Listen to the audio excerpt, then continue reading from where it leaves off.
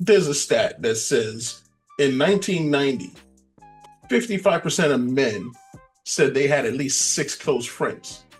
Today, that number is down to 26%. Now, there's lots of reasons why that is. We can go into the technology, how social media has affected things, how we're just a more isolated population. But one thing that they point to goes back to kind of the playground rules, where men always have to be strong. We always have to, pick ourselves up. We don't cry if something's going on. And there are a few articles out here that talk about this, that this classic masculinity, something that we defend on this podcast. We defend masculinity without the toxicness. We're talking about being strong. Some of us do. Go ahead. Okay. All right. I feel you. Well, we try to defend masculinity, but this is pointing to kind of that playground rules of don't cry, pick yourself up. And what happens is a lot of men feel when they're having relationships, friendships with other men, that they need to kind of keep it at a superficial level. Talk about football, talk about basketball, what's going on. That when they get their free time, they're going to spend it with their kids because they're working hard and doing everything like that. But they're not getting that deep connection that women may get when they're talking about their problems, because men don't talk about their problems. So I'm going to throw the question out there. Do men need to kind of put masculinity on that scale? Do we need to tone that down and get more in touch with our feelings and have those conversations with other men? All right. So I'll jump in here and I will say, I'm not surprised by your approach. This is like an attack on masculinity in itself. And I'm going to tell you why. Because from what I've heard, men are usually better friends than women. If you talk to a woman, they'll tell you they've been stabbed in the back by other women. And guys, I think, are usually more straightforward, where women will continue to be your friend and almost like a crab in your barrel, put you down, try to tell you to put on the ugly dress when they know you shouldn't be wearing it. Miss Minga, I don't know. What do you think? And I think even within schools, you'll find that the really good essay writers tend to be the female.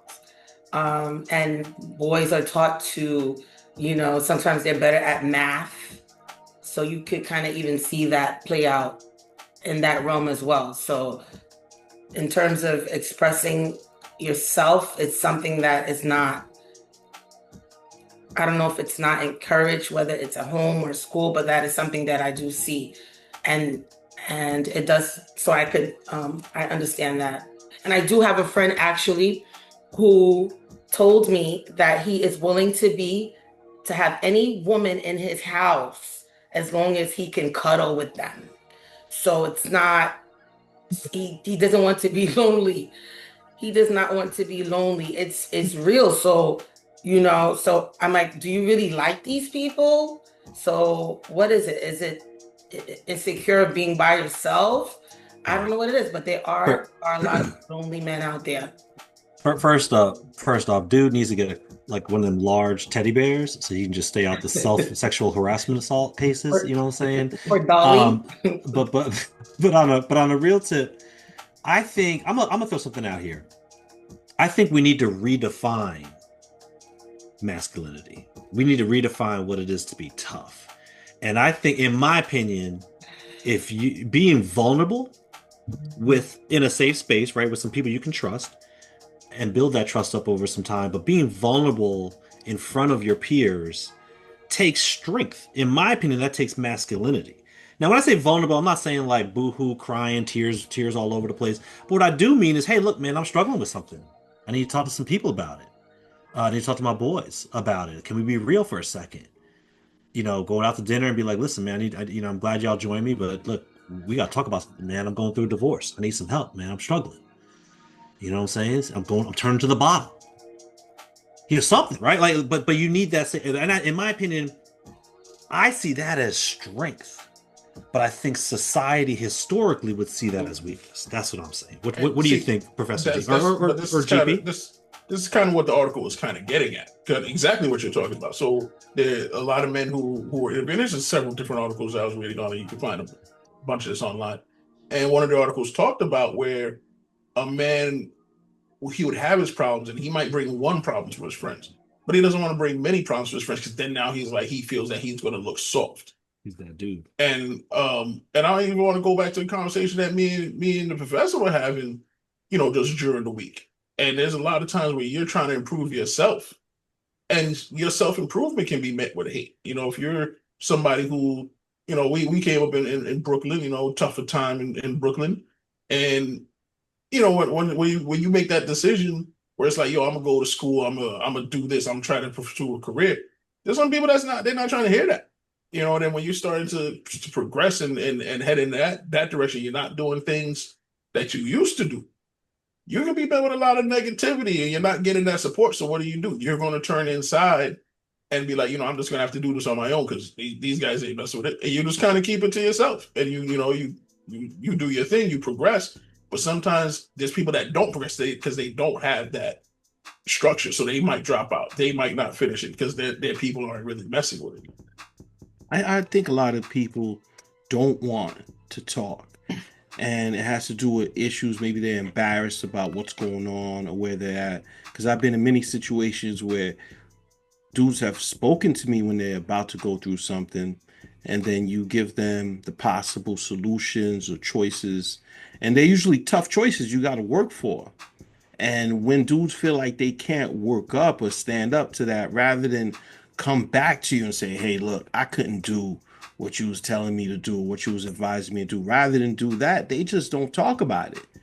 And it's respect for privacy too, where I might check in on you and ask, hey, anything good? And if you're not giving me details, I'm not going to feel it's my place, even if you're a close friend or family member, to just like, hey, man, you need to talk to me. It's like, that's just not appropriate a lot of times. You find, who are your support systems when you get into that place that Mr. GP talks about? When I get into that place, definitely there are times, depending on what it is, I may talk to my wife, I may talk to my brother, but there are certain things too where I just need to self-reflect, and I just go into my bag, and then I'm looking at, my past decisions or indecisions and how I ended up where I'm at. I'm pretty blessed.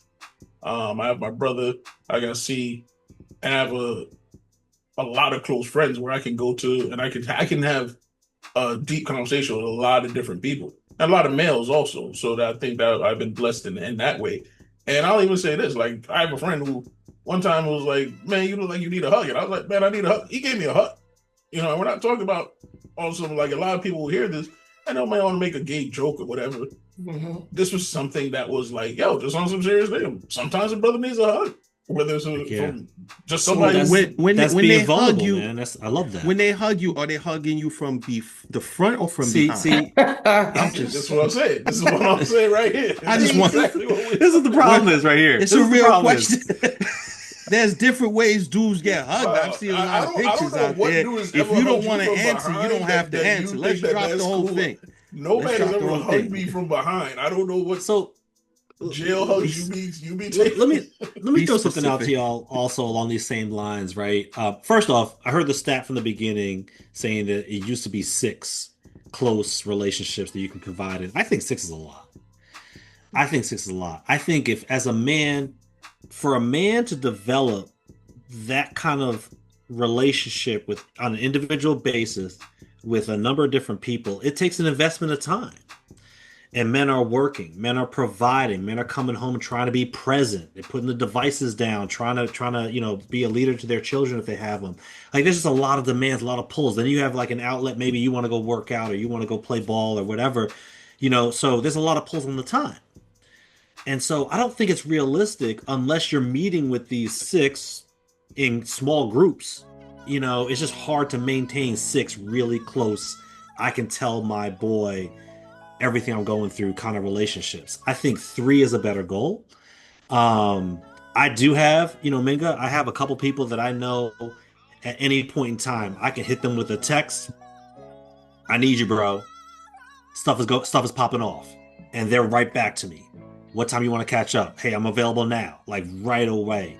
And vice versa, right? Same people, I'm the same person for them.